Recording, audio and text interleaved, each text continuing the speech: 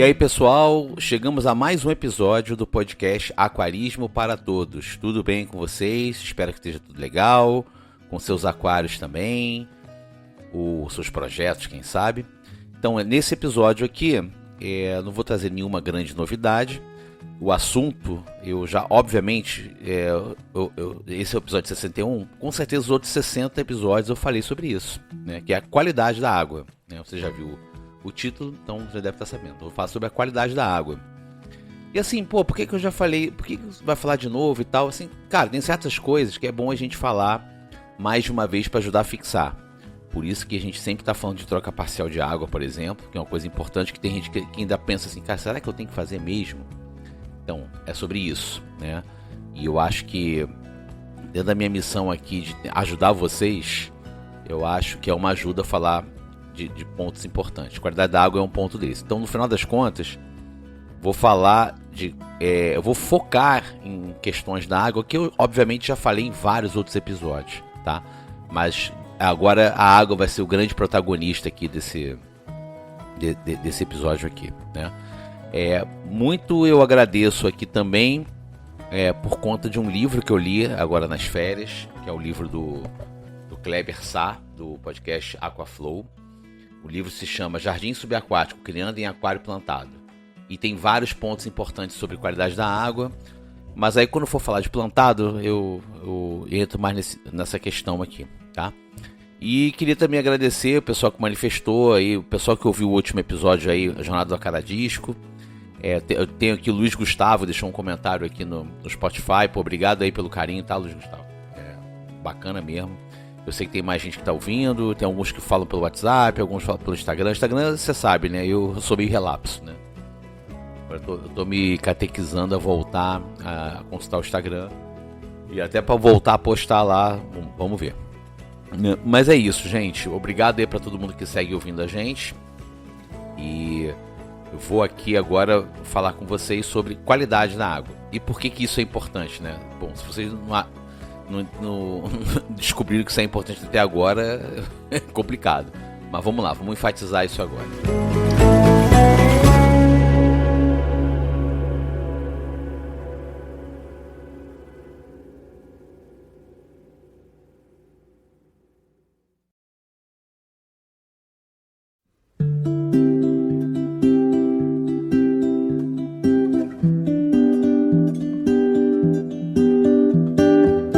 Então agora vamos falar de qualidade da água, né? Uma coisa importante, fundamental, e que uma vez eu escutei essa pergunta e foi interessante porque às vezes a gente não para pensar nas coisas mais simples, né?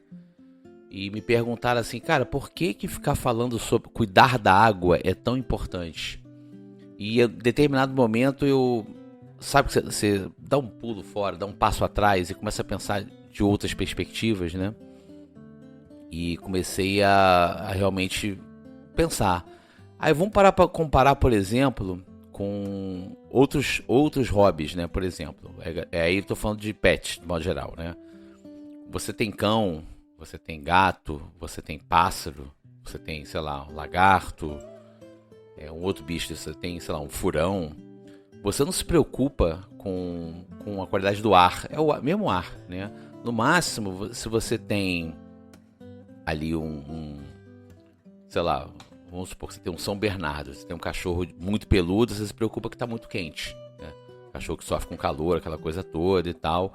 Ou se você cria tartaruga, você cria um lagarto, você se preocupa que está muito frio, que ele é psilotérmico também e tal. Aí você coloca um aquecimento ali, né? Mas a gente não se preocupa tanto com isso. E da onde que veio essa sacada de falar da água? Uma vez conversando com um biólogo sobre uma inquietação que eu tenho aqui, né? Por que a gente não tem a figura do veterinário como você tem para cachorro, por exemplo, né? Cachorro, você leva, o teu cachorro tá doente, você leva no veterinário. Para o peixe não tem, né? O peixe, a figura do veterinário às vezes é o biólogo, né? E aí eu fiquei pensando, por que será que é isso? Uma vez eu não lembro, acho que foi uma veterinária, foi a veterinária da nossa cachorrinha, da nossa Shih Tzu que falou. Porque, na verdade, no caso do aquário, você não trata o peixe, você trata o sistema. Você trata ali o todo. E aí você não é um veterinário. O veterinário trata o animal ali, no caso. No aquário, não. Por isso que você não tem, assim, em tese, via de regra, um veterinário para o peixe. Embora alguns veterinários tenham dado consultoria, óbvio, para tratamento de peixe doente, com verme, esse tipo de coisa. Mas no geral você não tem essa figura. Você trata o sistema. E o sistema quem cuida é o aquarista, no final das contas, né? Óbvio que você pode ter um suporte do biólogo, óbvio que você pode ter um suporte de outros profissionais. E aí, daí que vem a primeira grande diferença, né? No caso do aquário, a água tem que ser um elemento central pra gente, né? E é por causa da água que a gente separa, por exemplo, peixe de água fria, peixes tropicais, por conta da temperatura da água, peixes de água doce, peixes de água salgada. Então, é muito importante a gente falar sobre a água, no final das contas, né? E aí, daí, dessa sacada de falar da água, que me deu uma ideia. Eu falei, bom, já que eu já falo dos parâmetros, por que eu não posso falar, por exemplo, de por que é tão importante determinados parâmetros e assim, para não ser uma paranoia, ser uma coisa realmente produtiva, mas que você não fique maluco olhando testezinho disso, testezinho daquilo. E fora que, um ponto que eu já falei, os testezinhos não são tudo. E eu aí, vou falar qual isso que é o no grande último bloco, recado? recado importante que a gente precisa nesse momento. A gente tem que cuidar da água. E mais do que tudo, aquarismo é sobre estabilidade, tá? É manter o ambiente estável e saber lidar com a flutuação quando ela existir, né? E quais são os principais? O que é o principal? Por onde a gente começa a falar em termos dessa estabilidade do meio que você está cuidando ali? A começar pela temperatura, né? Eu falei ali em cima ali em cima é modo dizer, tá? Porque eu estava olhando na minha pauta aqui. Enfim, é o que eu estava falando aqui anteriormente, né? A gente separa peixe de água fria, peixe de água quente. A galera que curte plantado provavelmente vai ter água um pouco mais fria do que eu, que tenho discos, que é um aquário tropical, que é a água um pouco mais quente. Então a primeira coisa é a temperatura, tá? E por que isso é importante? Assim como eu falei no exemplo lá em cima, anterior ali de lagarto, peixe também é psilotérmico, né? O metabolismo dele é ditado pela temperatura. Então você tem o meio tá mais frio, ele fica mais calmo, fica o metabolismo mais lento, e quando você tem a temperatura mais alta, acelera o metabolismo, ele respira mais, come mais e tudo, né? Fora que também tem questão de bactéria, mas isso eu não vou entrar nesse ponto aqui. Só que assim, a gente tem parâmetros de temperatura para determinadas espécies. Obviamente tem peixes que vivem em tudo quanto é temperatura. Mas de um modo geral, tem peixes que preferem água um pouco mais fria ou um peixe preferem água um pouco mais quente. Então o parâmetro de temperatura é importante. E aí você vai ver de vez em quando tem uns youtubers assim, besteira ter termostato, besteira. Cara, aí eu vou com a minha cartinha, puxo aqui a minha carta do Depende, meu as de copas aqui, o Depende, tá? Depende de muita coisa. Claro que se você tem um peixe tropical e você mora numa cidade quente, no Nordeste, tá sempre calor, realmente você talvez nunca vai usar o termostato. Mas assim, no geral, se você mora numa zona mais temperada, que você tem estações do ano em que a temperatura flutue de quente para frio, é bom você ter o termostato por conta dessa coisa que eu falei de início, estabilidade, tá?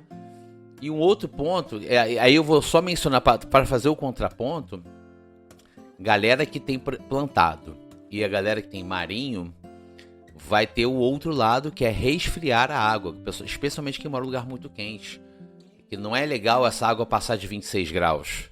O ideal é ficar no máximo a 25, entendeu? Para quem tem coral, a temperatura mais alta é terrível, né? Para alguns peixes também. E para determinadas plantas também. Galera de bucefalandra, a bucefalandra, se não me engano, ela é sensível a água muito quente, né? Então, assim, tem para determinados usos que você vai fazer para aquário, realmente é muito importante você resfriar. E aí, assim, você falava muito de chiller. Chiller é quase que um resfriador de água. A água passa e resfria. Isso existe, é forte para marinho, mas é uma fortuna. O que o pessoal faz hoje em dia é colocar umas ventoinhas direcionadas para a superfície da água, com controladores de temperatura que, quando esquenta demais, ela aciona as ventoinhas, tá? Mas é essa a questão, tem a temperatura. Você buscar estabilidade, pouca variação é muito importante, tá? Especialmente se você tiver uma espécie mais sensível. Fora que tem muito peixe que fica com o metabolismo, não só o metabolismo, mas a imunidade mais baixa no frio e fica mais suscetível à doença. Daí o pessoal que tem peixe com íctio tem às vezes o hábito de aumentar a temperatura para poder acelerar o metabolismo do íctio, do protozoário, e aí entra com medicamento para quando ele explode e vai para a coluna d'água para procurar novos hospedeiros, o azul de metileno fazer efeito ali. Mas é isso, tá? Então, temperatura, primeiro ponto aqui de estabilidade, temperatura. Segundo ponto, que tem vários disclaimers, é o pH. O que é o pH? O pH é aquela escala que define se a água é ácida ou alcalina, né? Obviamente o pessoal de química vai dizer que é básica, né? Mas assim, pro meio de aquarismo a gente fala de ácido ou alcalina, né? E por muito tempo isso foi, talvez continue sendo um grande tabu no aquarismo. Esse peixe é só água ácida, da onde esse peixe veio, a água não sei quanto, esse aqui é só água alcalina. Em termos, né? É importante ver porque determinados peixes vivem em mais, embora na natureza eles sejam de águas ácidas, você tem diversos criadores que criam com pHs diferentes para uma questão de facilidade de manejo ou de facilidade para ele poder ser bem recebido na casa das pessoas. E aqui eu tô falando do acaradisco, principalmente. O acaradisco é um peixe que as pessoas adoram dizer, o disco é um peixe de água ácida. E a grande maioria dos criadores tem as estufas com pH 7.2, 7.5, por uma questão aí de facilidade, entendeu? Até pro peixe se aclimatar nas casas, porque as pessoas, de modo geral, o pH está cerca de 7. É muito difícil, especialmente iniciante, o cara com pH 6, 6.2. Embora você esteja amônia baixa, você tem uma série de outros problemas. Eu não vou dar uma aula de pH aqui, mas a gente já falou sobre isso, tá? Em outras vezes. Isso acho que merece talvez um episódio só sobre isso, tá? Mas assim, pH é um tabu. E na dúvida, para você não ficar assim, quer dizer que pH não importa. Não é que não importe, tem peixes que são mais tolerantes e peixes que são menos tolerantes. Ramirez, por exemplo, não é um peixe muito tolerante a pH muito alcalino, acima de 7.2, tá? A caradisco você consegue botar ele até 7.6 tranquilamente. Tem criador que cria por aí. Neon cardinal, na natureza, eles têm pH 5 e pouquinho. Mas antes depois que eles são coletados até chegar na nossa casa, eles são quarentenados e são acostumados a um pH mais alcalino. Não alcalino, mas assim, mais próximo do 7. Eu tenho aqui neon, os neons aqui são imortais, tem neons aqui há anos. Eu não compro neon, eu tenho neon aqui há muito tempo. E meu pH agora oscila na casa do 7, 7.2, entendeu? Então assim, pH tem uma questão um pouco de tabu, que eu acho que vale falar isso depois. Mas o que é importante aqui é o ponto principal desse episódio, é equilíbrio, tá? Ainda que o peixe tolere o pH mais ácido ou mais alcalino, o que o peixe não tolera são variações bruscas. E pH, isso é mais importante ainda, porque a escala de pH não é linear. Assim, o pH 7 não é só um pontinho acima do pH 6.9, que é um pontinho acima do 6.8. É uma escala que ela vai em progressão geométrica. Então, assim, às vezes, um salto, vamos supor, o salto de 6 para o 7 não é o salto de um ponto, é de 10. O 6 é 10 vezes mais ácido do que o pH 7. Isso é uma coisa meio complicada. Entra uma matemática aqui, entra uma química também. Mas é só para dar um pouco de dramaticidade essa questão de variação, tá? E é muito importante a gente buscar a estabilidade desse pH. E buscar a estabilidade do pH, desculpa se eu estou sendo repetitivo, se eu estou entrando em outros assuntos, mas isso aqui é importante dizer.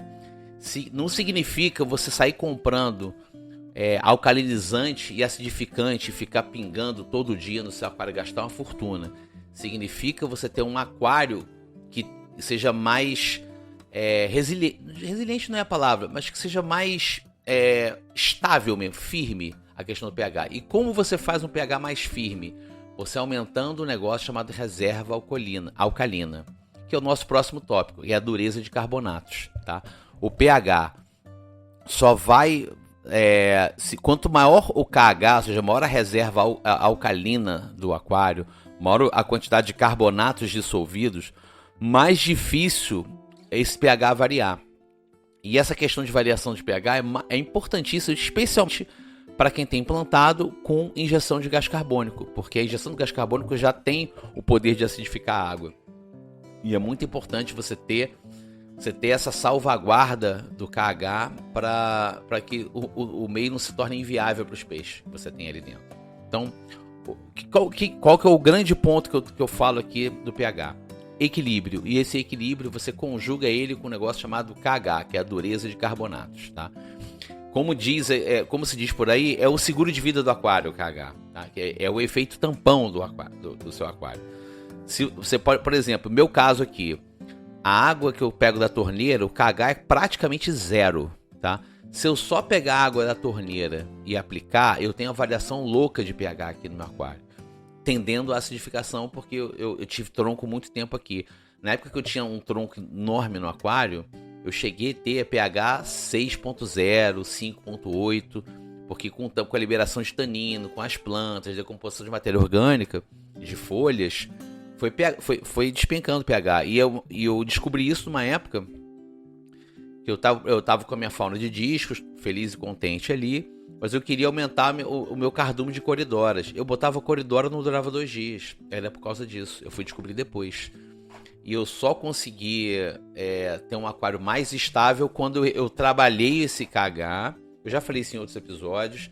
Eu aumentei a reserva alcalina do meu aquário, não enchendo de produtos. Eu coloquei uma forma um pouco mais duradoura, que é colocando um saquinho com aragonita, que tem esse poder, dentro do meu filtro para ir liberando aos poucos, mas de tempos em tempos eu monitoro isso aqui, tá? Então, isso é a importância, né? A importância disso conjugado com pH. E o outro pilar da estabilidade é a dureza geral, sem ser a de carbonato, que é o GH, que fala principalmente da concentração de cálcio e magnésio. E assim, eu particularmente não dou tanta bola para o GH, mas para, por exemplo, pessoal que tem invertebrados, especialmente camarão, ampulária, é bom você ter um valor estável de GH, porque eles são importantes pro bicho formar as carapaças dele, quando ele cresce, entendeu? Especialmente camarão, quando tem que trocar de casca, ele precisa disso. E é engraçado, quando você pega um aquário com GH muito baixo, você começa a ver uns caramuços com casca fina ou até com uns buracos assim, aí não dura muito tempo, né? E tem um ponto também que é importante, eu não sei detalhar sobre isso aqui estava mais na pesquisa que eu fiz, que é a regulação osmótica dos peixes. Ela é muito influenciada pelo GH, tá? Para mim, eu como hobbyista, o que eu sei eu tenho peixes que de um modo geral não gostam de água dura, água com muito mineral dissolvido. Então, eu não dou muita trela para GH. Os discos não gostam muito, nem os ramirez não gostam muito, nem os coridores, não dou muita trela. Eu acabo dando mais olhar pro KH mesmo. E aí, perguntando, quando que eu presto atenção nisso, tá? Temperatura, eu acho que vale, se você tem um lugar que varia muito a temperatura, tem estações do ano muito marcadas, vale você ficar de tempos em tempos olhando pro termômetro ou ter algum regulador de temperatura, uma controladora ligada ao seu termostato ou à sua ventoinha, tá?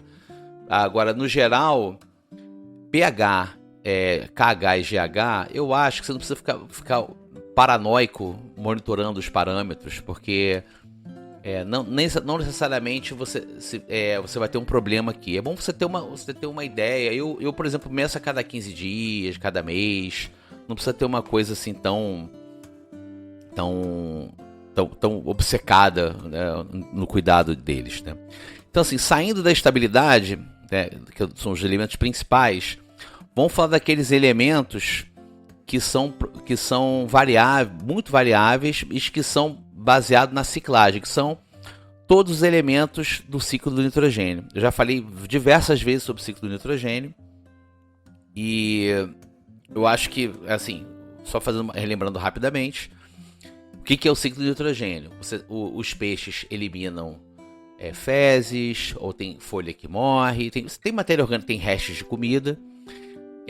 Essas matéria orgânica que fica disponível no aquário, que basicamente lembra que eu sempre falo de sistema fechado. Você tem um sistema fechado, você está inserindo matéria orgânica ali quando você dá comida, e essa matéria orgânica que você coloca, ou tem um resto dela, ou uma parte dela vira fezes dos peixes também, né? Então você tem algum produto de matéria orgânica ali, fora também folha morta, esse tipo de coisa, tá?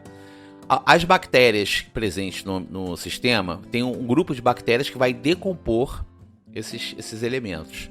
E o resultado dessa decomposição, que é como elas vivem, tá? É a comida delas, entre aspas. O resultado dessa decomposição é a amônia, que é o NH3, tá? E essa amônia é como se fosse a primeira substância que pode ser tóxica para os peixes. E no aquário estéril, ou seja, não ciclado, essa amônia vai se acumulando até chegar a uns níveis que, você tendo peixes ali, podem ser perigosos esses níveis, né? E aí surge, com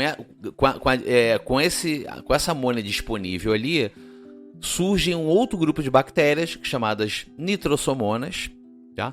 Que consomem essa amônia, e o subproduto disso, ou seja, o resultado disso é o nitrito, que é o NO2, tá? É o resultado da ação dessas bactérias, tá? O nitrito não é tão tóxico quanto a amônia, mas se começa a aumentar muito o nitrito, ele tem uma propriedade que, quando o peixe respira, a molécula do nitrito se liga à hemoglobina dele mais rápido do que o oxigênio. Então eles vão ficando intoxicados mesmo, com sangue intoxicado, que eles chamam de doença do sangue marrom. Okay? Ele acaba ficando sufocado mesmo, porque o nitrito se liga no sangue e ele não respira. E aí, mesmo com água, com pedra porosa, com tudo, o peixe morre sufocado, tá? E aí, mais uma vez, esses acúmulos de nitrito normalmente acontecem no aquário não ciclado, ou quando você tiver um grande problema. E aí, quando começam a aumentar as concentrações de nitrito, começam a se multiplicar um outro grupo de bactérias chamados Nitrobacter. E as Nitrobacter vão consumir esse nitrito, e o produto desse consumo é o nitrato, que é o NO3, tá? O nitrato, de um modo geral, não é tóxico para peixes, ele é mais complicado para invertebrados. E é uma coisa que vai se acumulando no aquário. Quando que o nitrato é consumido? De um modo geral, ele é consumido. Se você tiver plantas, as plantas vão consumir esse nitrato. Isso é a fonte de nitrogênio das plantas, tá? Esse nitrato. Mas ele pode também ser uma fonte para outras bactérias, as bactérias heterotróficas ali, aquelas bactérias oportunistas, que depois pode te dar problema com questões de doença ali. E é graças ao acúmulo de nitrato, porque mesmo com plantas você acaba tendo acúmulo ao longo do tempo, porque é um sistema fechado, você está colocando matéria orgânica, vai ter um acúmulo de alguma coisa, no caso o nitrato, que aí você faz um negócio. Como é que eu faço para tirar o nitrato do sistema? Trocando a água. Você tira uma água cheia de nitrato para uma água que não tem nitrato. Por isso que você vai estepear. Você faz a troca para poder atuar nisso aí. Ah, mas o aquário é densamente plantado. Sim, mas assim, como é que você pode afirmar que essas plantas são suficientes para absorver todo esse nitrogênio que está sendo produzido? Talvez testando, mas na prática, isso aí como profilaxia, especialmente para os iniciantes, você sugere que fazer trocas parciais. Você pode aumentar ou diminuir essas trocas em função da presença de plantas para absorver esse nitrato, mas de um modo geral é bom até porque você poder controlar bactérias e outras coisas que você não consegue medir, você não tem um kit para medir, tá? Mas é basicamente isso. Esses são os produtos do ciclo do nitrogênio, tá? Que eu já falei várias vezes aqui, agora estou tentando repetir de uma forma mais didática possível, né? E aí a questão, quando que eu fico medindo isso daí? Gente, sendo muito sincero, eu tenho kits aqui, eu raramente meço, tá? Raramente meço. O momento mais importante de medir é quando você está ciclando um aquário. Qualquer que seja o método de ciclagem que você faça, é bom você acompanhar para saber se está na hora de botar peixe ou não. Por mais que você use acelerador biológico, então é bom você ficar monitorando. Quando é o outro momento que é bom você fazer essas medições? Quando você tem um grande problema, quando você pega um aquário de repente, Você acabou de fazer uma troca e passou algumas horas, os peixes estão todos na superfície respirando. Tem alguma coisa errada. Às vezes a água que você usou para fazer a TPA estava com algum problema e aí você deu um pico de amônia no aquário. Ou de repente morreu um invertebrado e você não achou, está embaixo de um tronco. Então, tem alguma coisa errada? Eu sempre recomendo. Mede amônia e nitrito e faz uma troca parcial generosa. Então, o kit eu uso mais para emergências do que basicamente para o dia a dia. O dia a dia eu realmente não meço amônia, nitrito, talvez nitrato. Eu já fiz um experimento aqui com base num artigo que eu li num site gringo. Acho que foi não lembro se foi no Simple Discos ou se foi no The Planted Tank, tá? Relacionando a saúde dos acaradiscos com o nível de nitrato, se fala que é bom para o disco fazer muitas trocas parciais, e esse cara estava explicando, porque o disco não é muito tolerante a nitrato alto. E eu fiz uma experiência aqui, em que em vez de eu fazer minhas trocas semanais, eu comecei eu tô com bastante planta flutuante aqui, e a salvina que puxa bastante, uma vez por semana, eu tava medindo o nitrato. E eu só fazia troca parcial quando ele batia 0,5, né? Eu deixava subir para 0,5 e fazia. Ou seja, eu fiquei fazendo troca a cada 14... Por um mês, mais ou menos, 2 meses. Eu fazendo troca parcial a cada 14 dias e não teve grande impacto na saúde dos discos. Aí vão perguntar, então eu posso seguir isso? Cara, na dúvida, faz por semana. Faz uma rotina semanal que só vai ajudar, entendeu? Se por acaso, não, tá muito complicado de tempo... Isso pode ser um plano B, tá? Mas no geral, eu recomendo fazer troca parcial uma vez por semana. Nem que seja trocar 30%, já tá ótimo, entendeu? É a melhor coisa que você faz, tá? Quais são os outros elementos de qualidade que são importantes na qualidade da água? Tem os gases, basicamente. E aí nos gases, você tem a questão da oxigenação.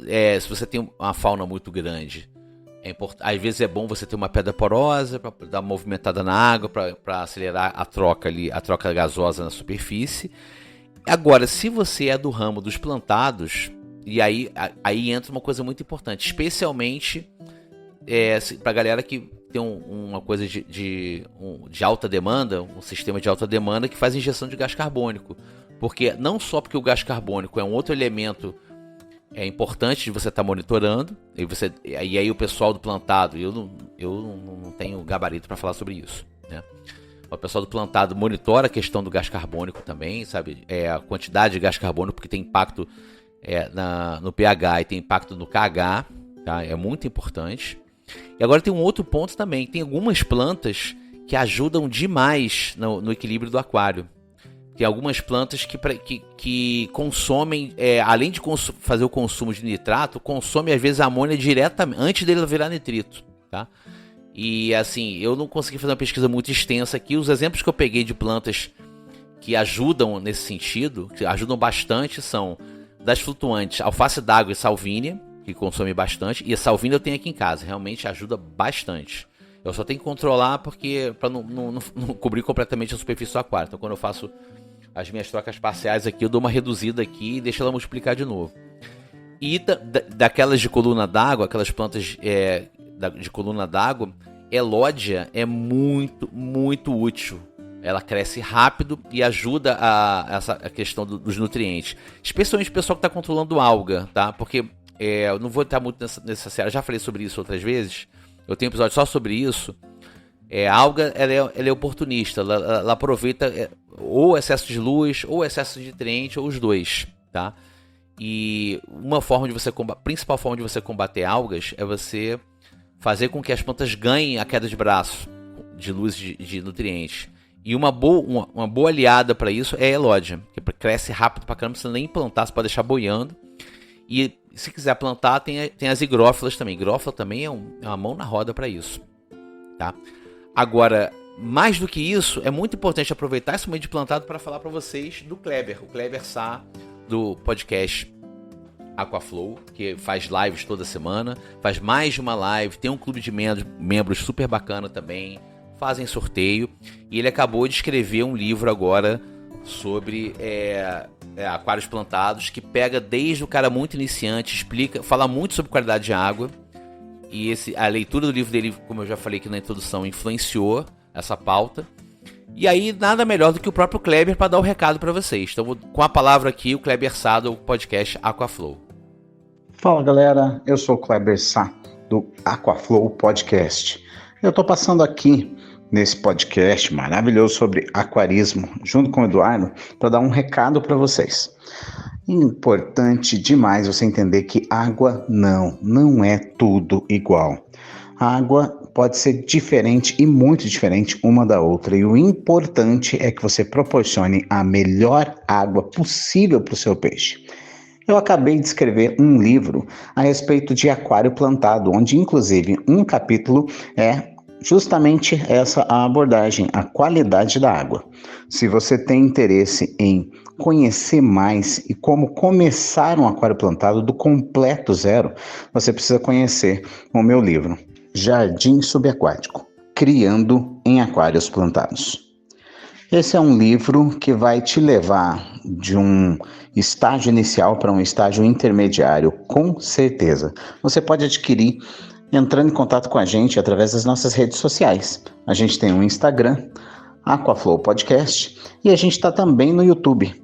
E se você preferir, @KleberSá, Kleber com C, ok? Kleber Sá, tudo junto, e você tem lá acesso ao meu Instagram. Valeu, galera, um grande abraço, obrigado, Eduardo, até a próxima. E aí, para fechar o episódio, é uma coisa que eu queria falar, já estou há um tempo para falar sobre isso, que é interessante, que é o seguinte: eu já cansei de ver pessoas mandando mensagem falando que teve um grande desastre, morreu peixe, sei lá o que, alguma coisa assim. E aí, antes de você perguntar sobre o seu aquário, ela fala assim: mas eu tô com todos, eu estou olhando todos os parâmetros, estavam normais. E aí você vai conversar, a pessoa vai dizer: não, o nitrito está zero, o nitrato está zero, a temperatura está estável, o pH está estável, e ainda assim teve um problema.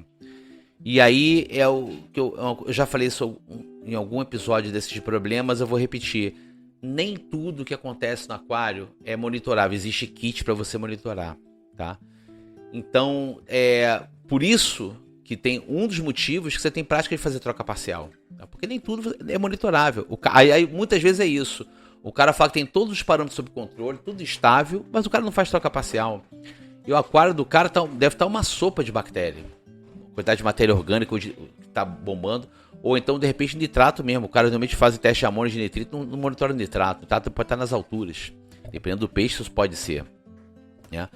E aí eu queria falar sobre isso, né? Que na verdade, 3 possíveis elementos que a gente não consegue medir e que a gente precisa tratar. Um deles são os compostos orgânicos dissolvidos. Os americanos têm a sigla DOC, né?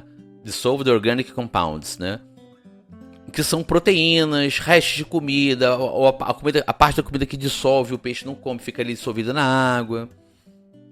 E aí, ou até outras coisas dissolvidas na água. Que aí isso vai alimentar as bactérias heterotróficas, né, as oportunistas. E essas bactérias, elas competem com as bactérias, entre aspas, benéficas, né, no espaço ali, no meio aquático. E são essas bactérias heterotróficas que depois vão causar doença nos peixes, vão atacar os peixes. Então, qual que é o jeito que eu tenho para resolver isso?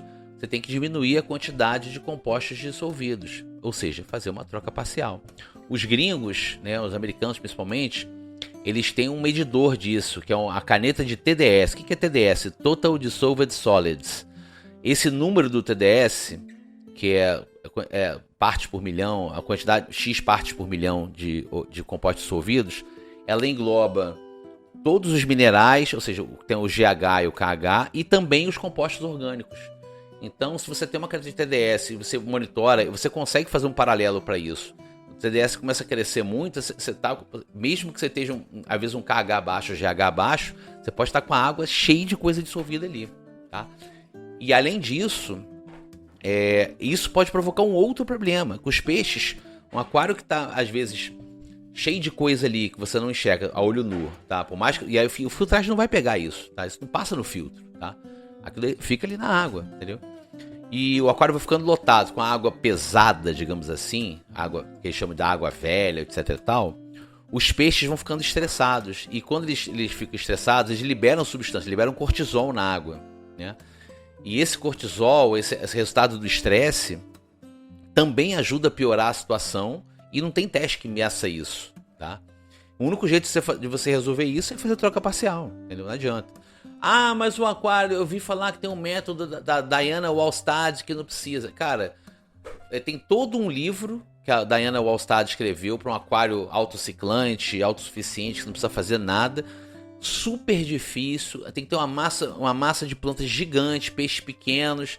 Não é para todo mundo, é quase um experimento, cara. Então assim, não é porque alguém escreveu que um dia dá para fazer isso que cabe para qualquer aquário.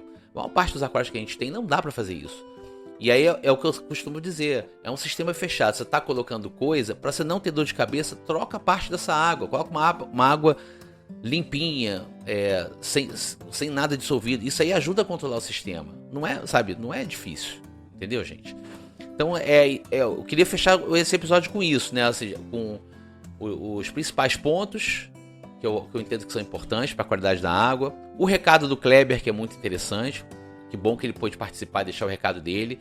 Recomendo que compre o livro dele. O livro é legal, especialmente a galera de plantado. E nem tudo é mensurável com kit. Não tem teste para tudo. E para essas coisas que não são mensuráveis, tem um remédio muito simples que não cai à mão de ninguém. Troca 30% da água do aquário. Não tem problema. Vai lá, troca isso aí. 15 minutos você resolve isso. Entendeu, gente? É isso. Vamos para as considerações finais.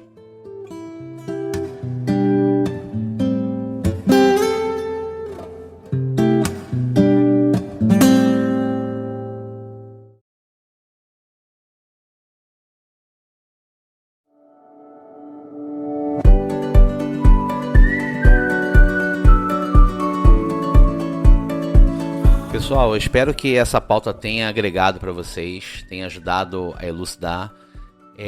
Se ajudou, pode ser que não tenha sido tão claro nas outras pautas que eu falei sobre isso, né? Porque vocês vão ver, quem me acompanha desde o início sabe que eu repeti um monte de coisa aqui, né?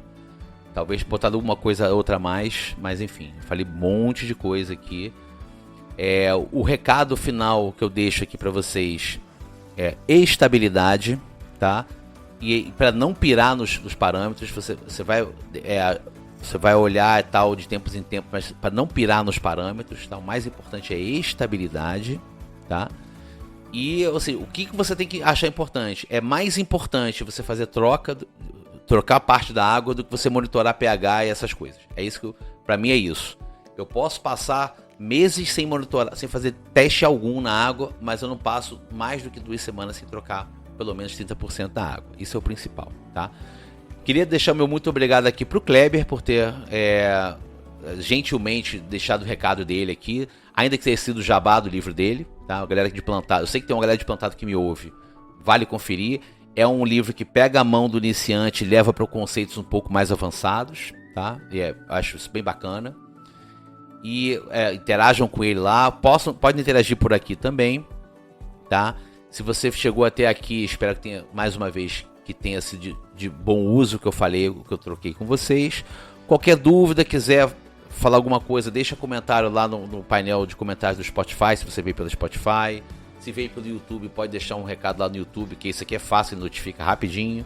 Pode mandar um e-mail pra gente também, aquarismoparatodospodcast@gmail.com, ou então pode falar comigo pelo Instagram ou pelo WhatsApp, aqui tem no nosso portal lá. Você consegue entrar no nosso grupo de WhatsApp, a gente pode trocar uma ideia com a galera que acompanha aqui o canal também, o podcast também. Gente, muito obrigado aí, até o próximo aí.